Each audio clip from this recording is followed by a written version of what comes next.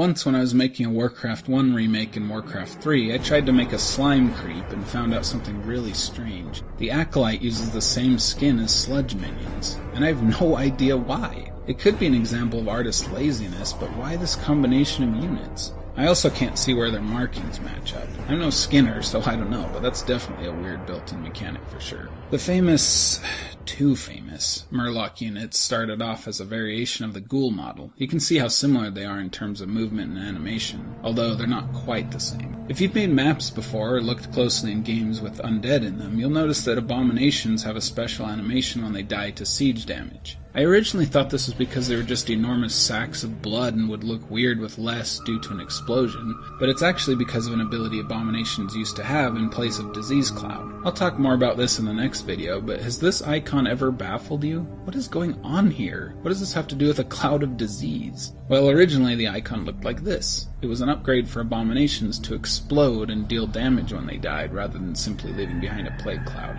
And get this, in the original ability set of abominations, you wouldn't train them from a slaughterhouse. You would have to merge 3 ghouls together to make one. How cool and disgusting is that? Like a 3-way Archon made by 3 Templars. The merging is complete! The Banshee unit has a spell animation, but it's called Wail. I'm not sure if this was originally an ability it had or a remnant of a different animation naming system. Necromancers have a channel animation, but no channeling spells, interestingly. Also, Frostworms have a birth animation, meaning that they may have once been summonable instead of trainable from buildings. Or perhaps they were raised from dead dragons? I never noticed this before, but look at the carrion beetles. They only have 4 legs! I don't know why that's so disgusting to me, but they suddenly look like little creepy pack dogs or something entirely non-insectoid. How on earth could modelers have forgotten their 3rd set of insect legs? Also, carrion beetles used to be called scarabs in an earlier draft of the game. There's a somewhat strange hidden file for a burning archer skeleton unit. It was essentially a skeleton archer, but had a bow with a blazing bowstring and skull. It may have been taken out primarily because it looked just a bit too busy. The Crypt Lord is a very interesting model. He has an alternate form of animation while he's casting Locust Swarm, in which he's beating his wings, though I may be one of the few people to have not noticed that already. Also, he has an interesting morph animation called Defend. At first I thought it was for a burrow ability like that of the Crypt Fiend, but judging by the way his spikes pop out and how he doesn't go all the way underground, it was probably an ability more like that of the Gargoyle's stone form. He could dig underground and heal while possibly gaining more armor and a spiked barricades-like passive ability in the meantime. He also has a channel animation despite any channeling spells, and he also has this awkward throw animation in which his nose extends disturbingly long. It looks like it could have been used with the Impale ability, but it's completely unused in the game.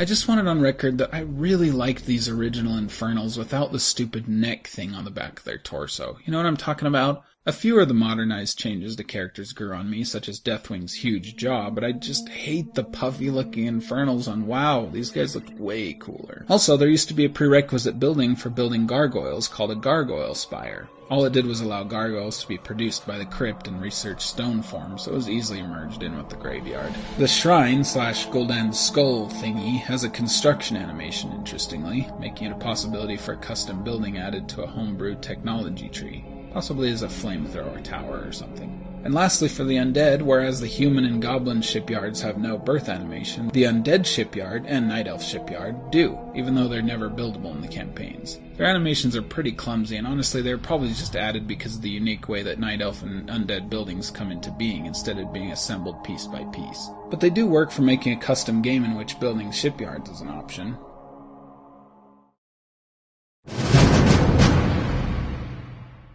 Beta files indicate that there was originally a pixie unit for the Night Elves, though this may have just been the original name for wisps. Also, wisps could apparently be added in some way to ancients. I'm guessing like a garrison inside them for protection or for buffing the ancient's strength. I honestly think they should have kept something like that, because their detonate ability is worthless compared to the way other races' workers have some way to defend the town. The Treants were originally called Ents in the game's files, but likely were changed to avoid copyright issues. Okay, so I can understand the developers cutting corners for the sake of simpler skinning, but in doing so with the Dryad unit, if you look close, her chest texture is looped to her back. That's right, she does in fact have 4 boobs. I mean, I guess she's half doe, so the number is technically anatomically correct. Okay, moving on. The Mountain Giant's model is kind of unique in that depending on what type of tree it picks up, the texture matches its club, even if you grab a blighted tree or a mushroom from Outland. The Priestess of the Moon, originally called Moon Priestess, originally rode on a giant flying owl instead of a tiger, possibly making it the only flying hero originally. Speaking of owls, for some reason the snowy owl's death animation's screwy. I'm guessing this is because it's based off the Scout Abilities owl model, but even it at least shrinks a bit before it disappears. What the heck is this? This is a minor thing, but the Avatar of Vengeance was originally called a Spirit of Vengeance, and the Spirits of Vengeance were called Avenging Watchers. This makes sense with Maiev and her team called the Watchers, and her focus on vengeance. The Watcher models found in the underground Night Elf level are interesting. These sentries used to be called Watchers, and the Runner model is only slightly modified from this model. It still has an attack animation where it tries to attack with the scroll in its hand, funnily enough. Also, I know that Maiev and the Warden heroes on Frozen Throne are based on this Reign of Chaos Warden model, but I never noticed that it actually had a special animation for Blink, even in Reign of Chaos. Apparently this ability was under consideration even back then, but it was never implemented until the expansion when this hero class could be elaborated upon. There's another secret unit called a Night Elf fishing ship. I'm not sure if it was reserved for the first Frozen Throne Night Elf level or not, but it's different from the Night Elf transport model. Remember the Barrow Den building? The one where Furion is sleeping in the campaign? This used to be called a Bear Den, suggesting it was once part of the Night Elf technology tree and a prerequisite for training Druids of the Claw. It even has a functioning and pretty cool looking research or training animation. The Demon Hunter model has a throw animation, which I'm not entirely sure what it's for. Possibly some kind of fan of knives attack? There's also this channel animation, strangely.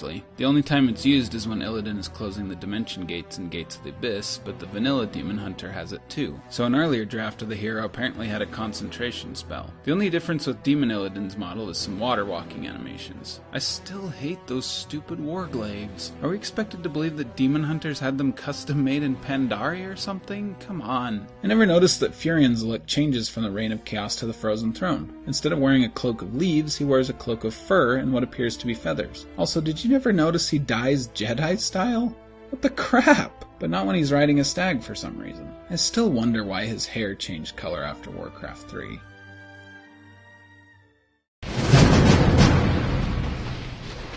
The Forest and Dark Trolls have a Berserk spell animation, just like the Orc unit does, but for some reason the Ice Troll model doesn't. Interestingly, Dragon Whelps have a Devour animation, even though they generally don't have this ability. They don't have any abilities at all, in fact, so this could be a carryover from a previous idea for their ability set. Also, Blue Dragons are called Azure Dragons in the game's data. Heroes 3, anyone? Spiders have 2 walk speeds, fast and slow, as do Magnetars and Dragonspawn. Another unit that has 2 walking speeds is the Mammoth, and it has a spell animation even though none of its creep forms has any spells.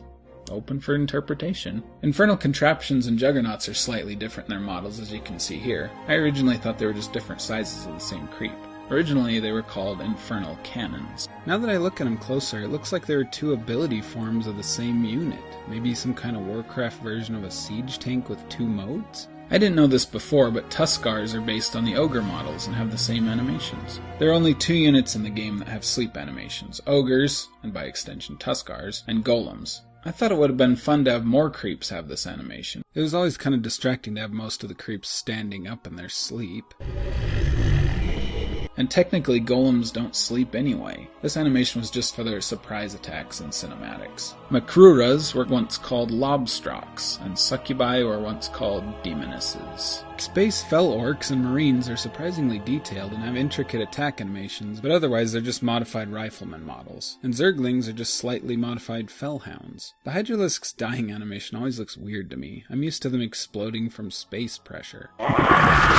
And the only secret I can find in the Naga race is that Coatls used to be called Wind Serpents. That's actually the original name for Dragonhawks as well. Blizzard tried twice to make something called a Wind Serpent, but I guess it wasn't meant to be. The Goblin Shredder may have once been called an Iron Golem, though this seems a bit unlikely. Maybe they started working on an actual Iron Golem and then ended up saving the model differently. Also, the Pocket Factory has a weird gear effect if you look at it the right way. From this angle it looks like this turbine gear thing is spinning continuously, right? Well, if you look behind, it's actually an illusion. I don't have much experience with 3D modeling, but I can't see doing this saving space or making it any smoother, so I have no idea why this is the case. And lastly, for the goblins, the observatory has the phrase Temple of Boom written on it. It could be a good name for a goblin dungeon if you ask me. And critters. Rats and dogs seem to be at least partially based on the wolf model, though their cast animations are very different. The stag is based on the dryad model, and its file is curiously called Black Stag Male. The vulture and albatross are probably based on the druid of the Talon or something, and have a weird diving animation for attack. The hermit crab's attack animation is just laughable. Dink! Villagers have a stand flesh animation that was used exclusively for the cinematic where they're burning the bodies in Stratholme. I wonder if anyone has ever wired that animation to an actual spell. The tents have the crest of the nation of Gilneas on them for an unknown reason. Maybe Gilneas is the main manufacturer of tents Azeroth-wide. Also, I didn't realize this earlier, but there was an earlier model of a steam tank in the beta that had a wrecking ball on it. Apparently it damaged buildings in a different way in that draft of the model. And lastly, there are two weird models based on Blizzard's art director Samwise Didier, a flaming cube and a shoveler based on the Kobold model. Neither is normally accessible in the game's files, and I may not have ever known they existed, except they're used as end credits portraits in the campaign.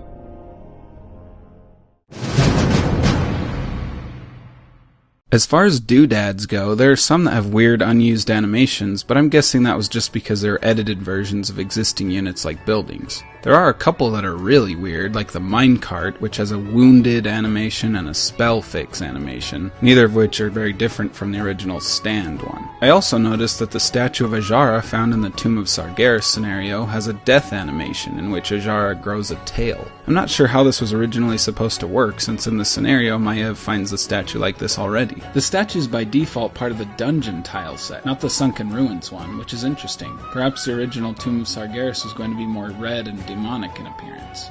You may have noticed this sign in some villages on the game, Tracy's Armory. This is almost certainly a reference to the Blizzard employee Tracy W. Bush, who did a lot of the music for the game. He's also the voice acting for this famous sound. I'm not sure who Bob's Guns is named after. As far as item models go, there's a secret item model of a wrapped present you'll recognize if you've played the scenario Azeroth Grand Prix. There are also 4 models set aside that are flags for each of the races, apparently set up for a capture the flag mechanic. Sadly, I don't think I've ever seen a capture the flag map made. If anyone knows of a Warsong Gulch custom map online, let me know. I really wanted to talk about some of the secret spell models too, but this episode's long enough, and I should save some stuff for the icon video anyway. I hope I didn't miss anything obvious in the different models, but if I did, let me know in the comments below. I wouldn't mind making another addendum video if I have to, so long as I can get everything covered. Thanks for watching, and as always, share this series with your Warcraft player friends. See you guys.